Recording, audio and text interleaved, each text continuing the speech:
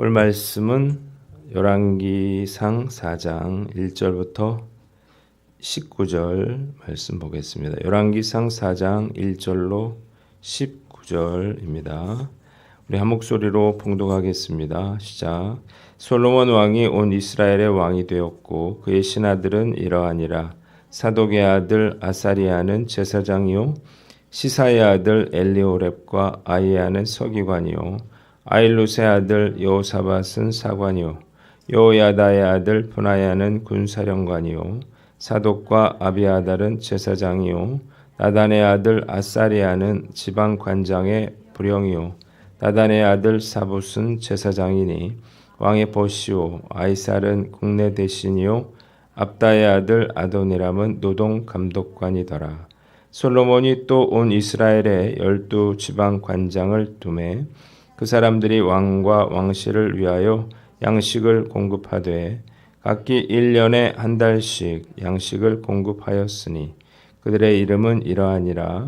에브라임 산지에는 벤후리오 마가스와 사알빔과 베세메스와 엘론 벳하나는 벳데게리오 아르보세는 벤헤세시니 소고와 헤벨 온 땅을 그가 주관하였으며 나밧돌 높은 땅 온 지방에는 베나비 나답이니 그는 솔로몬의 딸 다밧을 아내로 삼았으며 다아낙과 무깃도와 사르단가에 있는 베스안 온 땅은 아일룻의 아들 바하나가 맡았으니 베스안에서부터 아벨 무올라에 이르고 욕도암 바깥까지 미쳤으며 길랏 라모세는 벤게벨이니 그는 길라앗에 있는 므낫세의 아들 야일의 모든 마을을 주관하였고 또 바산 아르곱 땅의 성벽과 높이장이 있는 60개의 큰 성읍을 주관하였으며 마하나임에는 이또의 아들 아이나답이요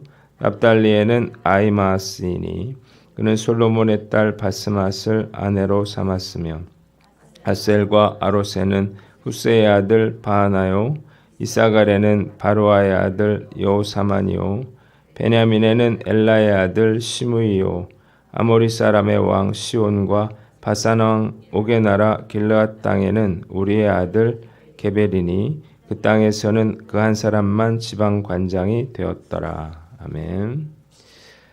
오늘은 열왕기상 4장 말씀을 가지고 솔로몬의 행정이라고 하는 제목으로 묵상 나눔하도록 하겠습니다. 솔로몬은 강력한 그러한 왕권을 기반으로 부강한 나라를 이루기 위해서 인재들을 요직에 등용하고 새롭게 조직을 정비했습니다. 1절부터 6절까지에는 솔로몬의 주요 관리들에 대해서 나와 있습니다. 한번 따라해 봅시다. 솔로몬의 주요 관리들. 자, 먼저 인재 등용에 관한 내용이 나와 있는데요. 솔로몬은 다윗의 행정 제도를 이어받아서 적재적소에 인재들을 배치하고 있습니다. 여기 아사리아라고 하는 사람이 나오는데 여기 사독의 아들이라고 나오지만 사실 이 사람은 사독의 손자예요.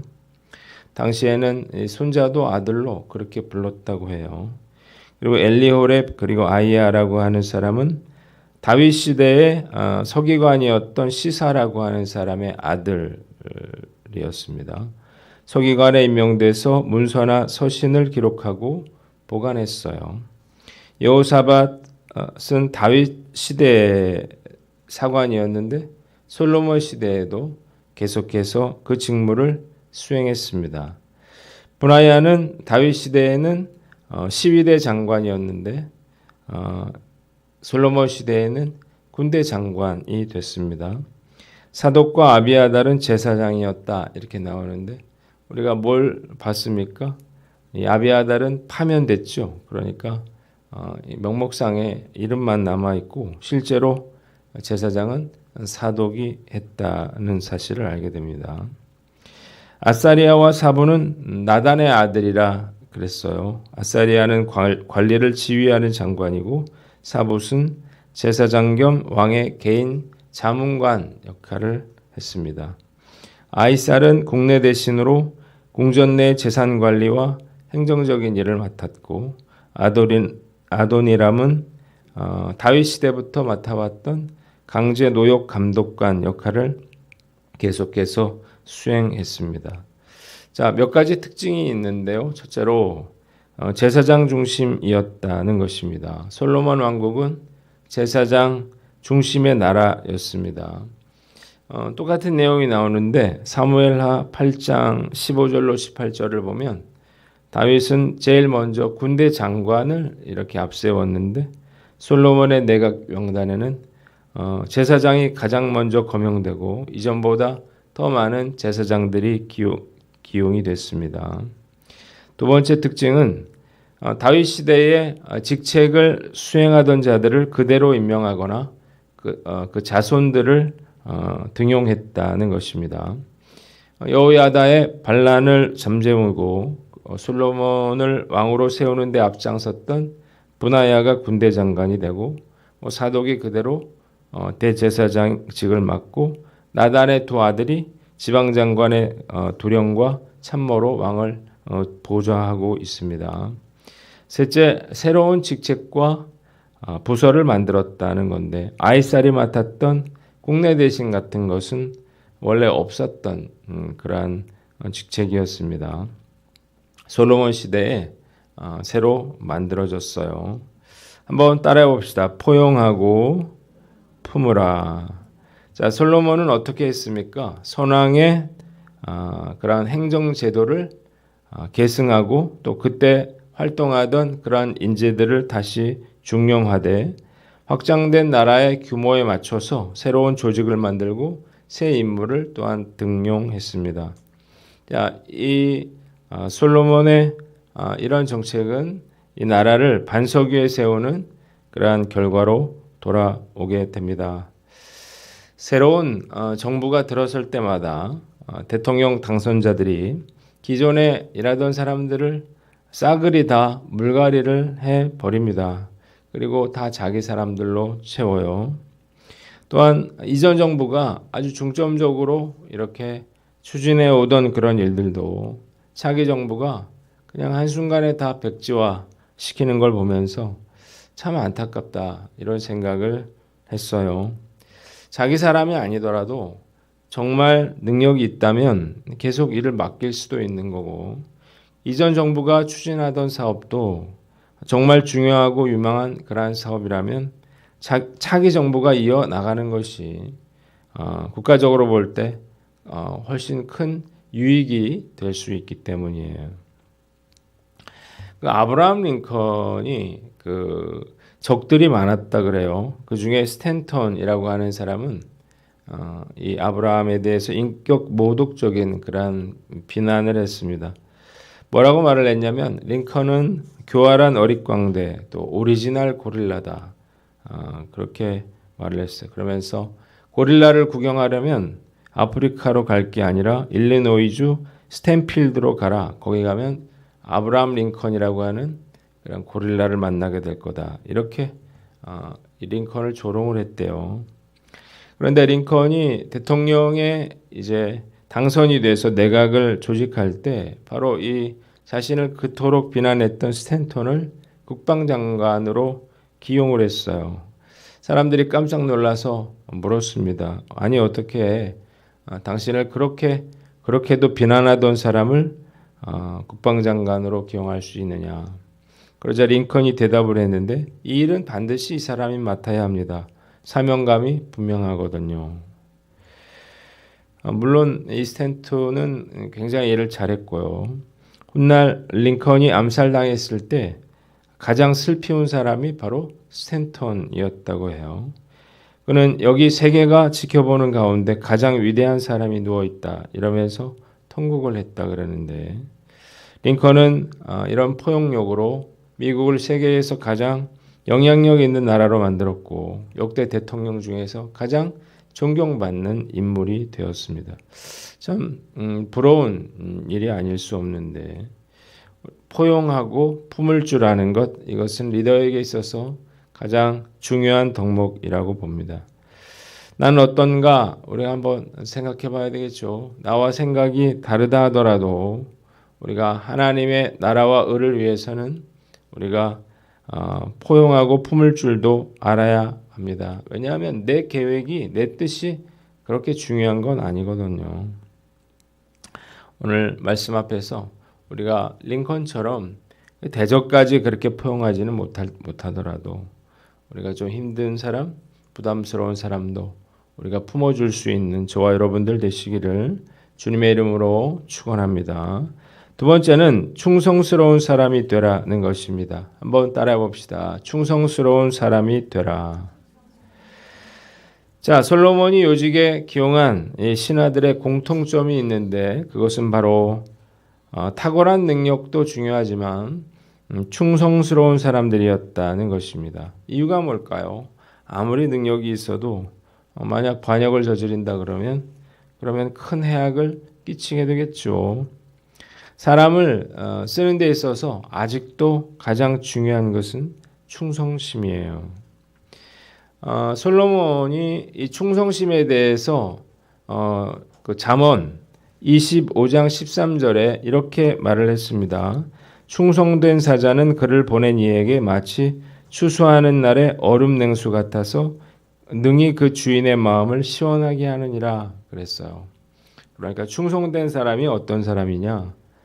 능히 어떻게 해요? 그 주인의 마음을 얼음 냉수처럼 시원하게 만들어주는 사람이다. 저는 생각을 해봤어요. 여기 더운 나라인데 얼음 냉수가 어디 있었나? 냉장고가 없었을 거 아니에요. 그런데 이 북부 산악 지역인 헬몬산과 레바논산 위에는 만년설이 있었단 말이에요. 그러니까 이 사람들이 이 얼음 냉수를 먹어본 거죠. 이 물은 너무나 시원해서 사람들의 갈증을 풀어주고 그리고 땅의 가뭄을 막아주는 중요한 역할을 했다 그러는데 더운 여름날 얼음 냉수를 마시면 속이 뻥 뚫리는 것처럼 이렇게 충성된 사람은 주인의 마음을 시원하게 해준다는 것입니다. 충분히 이해가 되죠. 변덕이 죽굴어서 어떻게 변할 줄 모르는 사람, 도무지 믿을 수 없는 사람, 힘들 때 나 몰라라 하는 사람, 도대체 속이 뭔지 알 수 없는 그런 사람들을 보면 마치 고구마 100개 먹은 사람처럼 답답해요. 자, 하나님도 똑같으실 것이라는 생각이 듭니다. 우리가 하나님을 가장 기쁘시게 해드리는 것은 이런 충성스러운 마음을 갖는 것입니다. 고린도전서 4장 2절에도 그리고 맡은 자들에게 구할 것은 충성이니라 이렇게 이야기하고 있는데 자, 능력은 하나님이 주시는 것입니다. 그래서 늘 한결같고 충성스러운 사람이 되는 것. 이것이야말로 하나님이 가장 중요하게 보시는 것이다. 오늘 나는 어떤가? 우리가 한번 살펴봐야 되겠죠. 나는 정말 하나님의 마음을 시원하게 해드리는 그런 얼음 냉수 같은 사람인지 아니면 고구마 100개 먹은 것처럼 그렇게 하나님을 답답하게 만드는 사람인가. 하나님께 쓰임받기를 원한다면 좋을 때나 힘들 때나 늘 한결같이 하나님께 충성하는 사람이 되어야 할 것입니다. 힘들어도 원망하거나 불평하지 않고 늘 기쁜 얼굴로 주님께 충성하는 저와 여러분들 되시기를 주님의 이름으로 축원합니다.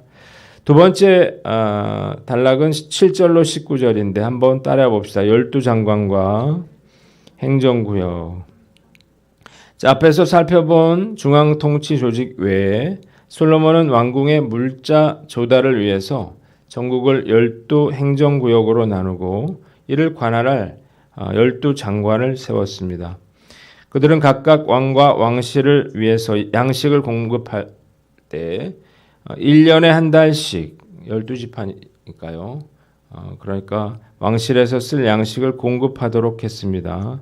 그가 이렇게 한 이유가 무엇인가요?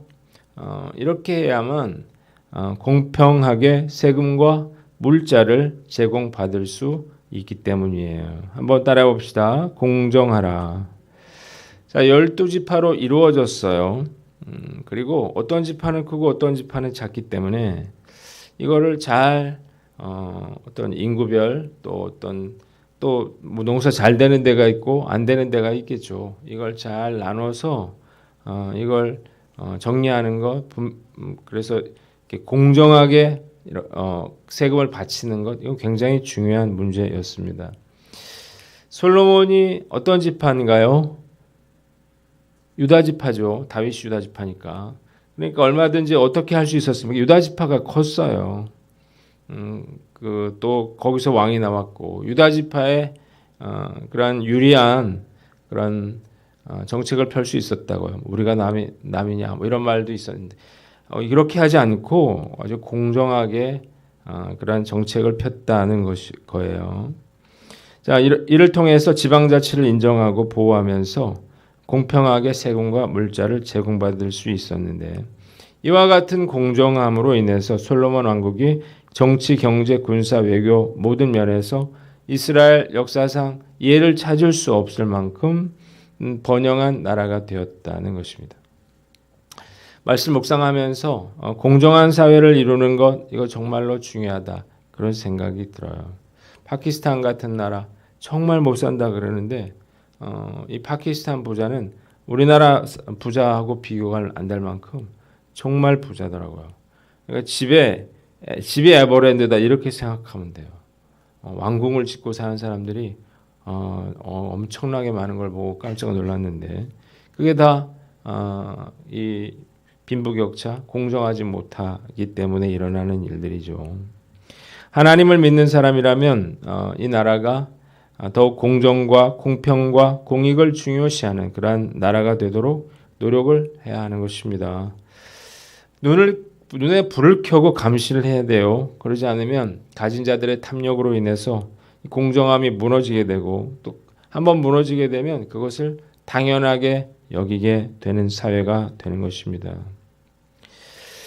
이솝의 우화 중에 이런 이야기가 있습니다. 어느 날 사자와 나귀와 여우가 함께 사냥을 나갔어요. 셋이 합력해서 이제 사냥을 했는데 사냥한 것을 앞에 놔두고 사자가 말을 했습니다. 자, 우리가 협력해서 이것을 얻었으니까 이제 이것을 잘 공정하게 나누자 그랬어요. 사자가 나귀에게 내가 한번 나눠봐라 말하자 나귀는 사냥한 것을 아주 공정하게 셋으로 나눴습니다. 그러자 사자가 화가 났어요. 내가 명색이 사자인데 나를 너희 둘과 똑같이 취급해? 이러면서 사자는 나귀를 잡아먹고 말았습니다. 이제는 여우하고 사자가 남았어요. 사자는 여우에게 이제는 내가 한번 공정하게 분배를 해봐라. 그러자 여우가 말을 했습니다. 제가 나누다니요. 사자님께서 다 잡수시고 남기시면 그것을 제가 먹어야지요. 사자가 웃으면서 이 여우를 칭찬했어요. 너는 참 똑똑하구나. 너는 그 지혜를 어떻게 배웠니? 여우가 대답했어요. 나귀가 죽는 것을 보고 배웠죠. 우하지만 슬픈 현실일 수 있습니다. 대한민국은 어떤가 한번 생각해 봤어요. 안타깝게도 빈부격차가 점점 커지고 있고 갈수록 불공정한 그런 사회가 되어가고 있는 것 같습니다. 이걸 그냥 내버려 두어서는 안 됩니다. 왜냐하면 이 공정함과 공평함이 무너진 그런 사회는 결국 하나님이 심판하실 것이기 때문이에요. 이 사실을 알고 이 정부가 공정함과 공평함을 무너뜨리지 않도록 감시하고 나부터 공평과 공정을 실천하며 살아가시는 저와 여러분들 되시기를 주님의 이름으로 축원합니다. 기도하겠습니다. 하나님 아버지 오늘 말씀을 통해서 우리가 포용하며 품게 하시고 또 충성된 사람이 되고 공정함과 공평을 실천하는 귀하고 복된 우리 성도들이 다 되게 하여 주시옵소서.